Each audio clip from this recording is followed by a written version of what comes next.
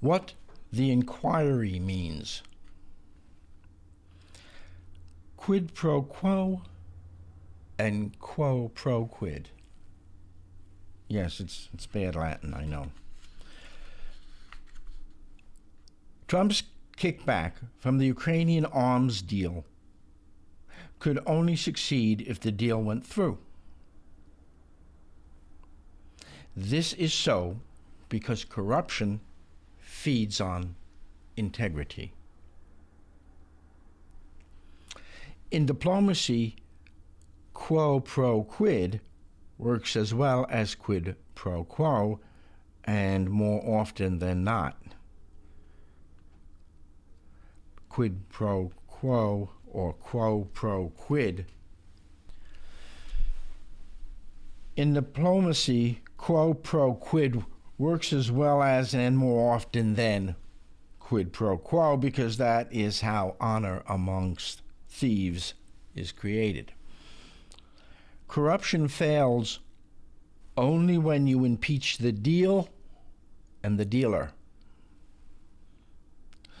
Zelensky is playing the through line. It's obvious from everything he says.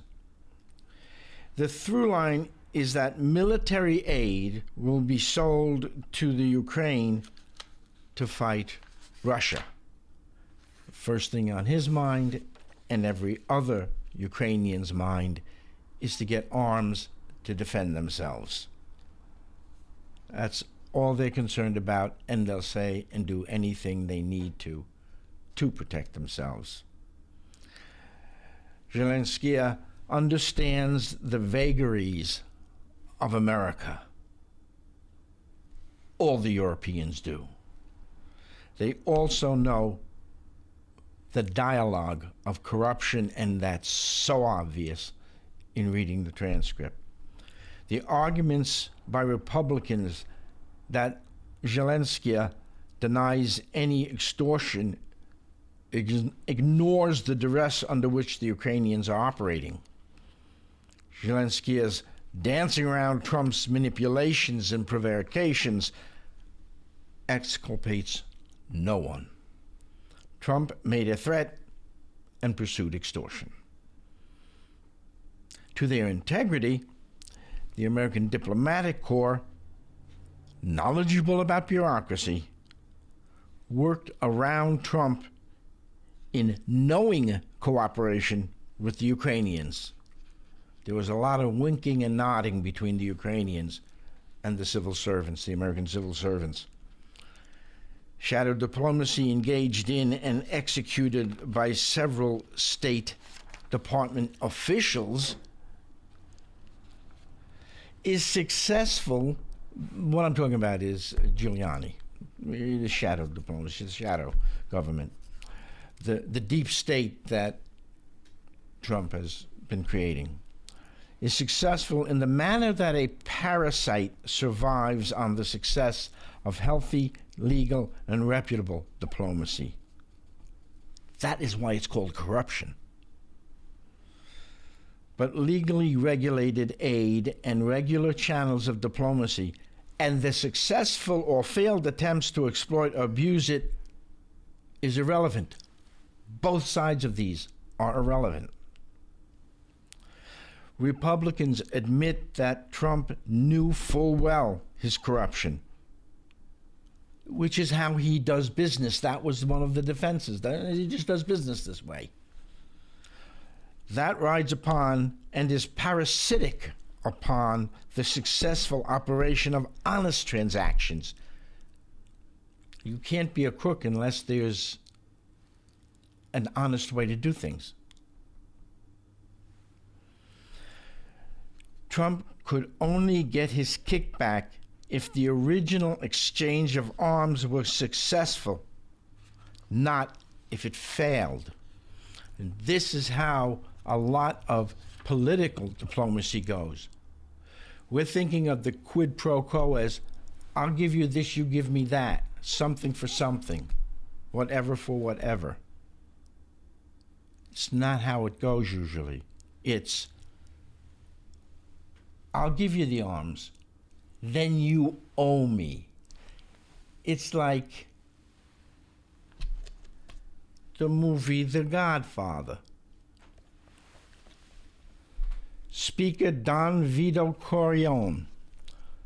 Someday, and that day may never come, I will call upon you to do a service for me.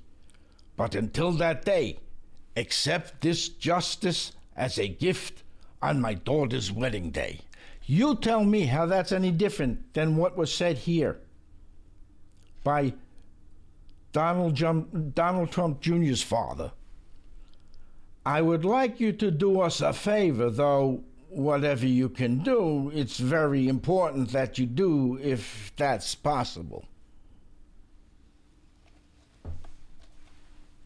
Not a dime's worth of difference between the two.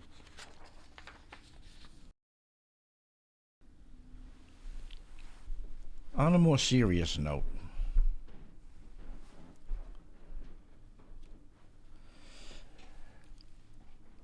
let us consider the morality of the impeachment inquiry, which can be boiled down to et tu, Brutus,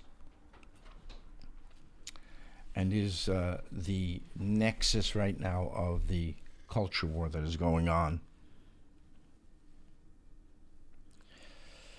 Marie Yovanovitch has been made a target of conspiracy, murder, plots. These are not acts of ignorance. This is murderous mendacity. This makes every defender of Trump a co-conspirator both before and after the fact. A culture is being created in America as they speak. I'd like to refer you to two books that address the culture that induces fascism and that provide some insight into what is going on in Washington and why the solution lies in the hands of the American people and certainly not in Congress. The first of these books is by Madeleine Albright, titled Fascism. While there are some factual, questionable arguments she makes, that isn't the point. She addresses the culture behind the development of fascism and identifies some of those developments in America. The second book is by Daniel Goldhagen, something every American should read. Hitler's Willing Executioners. How did it come to pass that a nation of some 40 or 50 million people with a 0.02% of Jews wound up allowing Europe to murder more Jews than were in Germany? And a lot of the killing took place in Poland.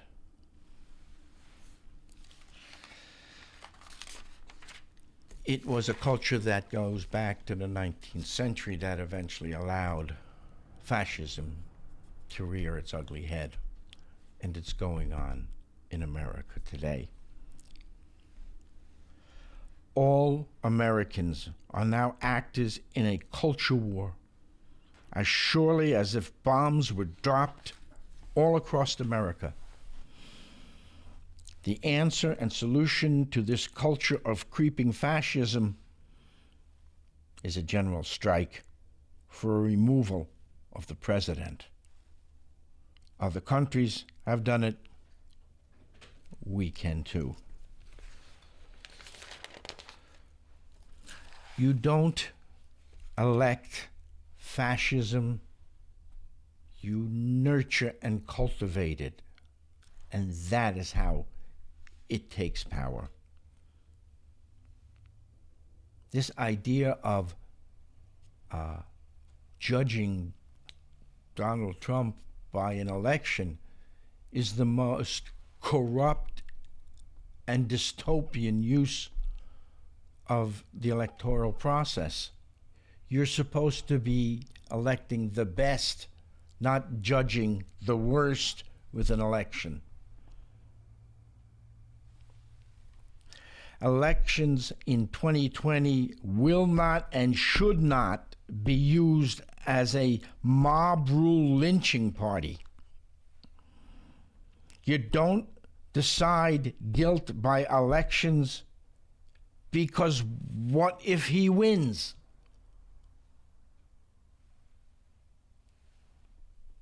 You would have just voted in fascism. You would be a willing conspirator.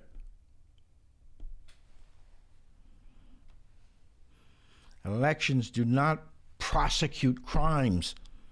They cover them up. Voting for or unelection of is not prosecution against crimes. It is a cultural acknowledgement or rejection of them. The arrest and prosecution of Trump's criminality must be dealt with here and now, or else. Here's the or else.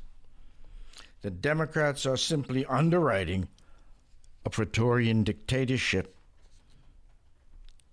because voting for fascism does not make fascism okay. I would appreciate the American people to start discussing that, to start telling their politicians, call on the phone. We don't elect a criminal out of office. That's not what you use an election for. An election is for selecting the best people to do a certain job. A courtroom is the place to deal with criminality. Thank you for listening.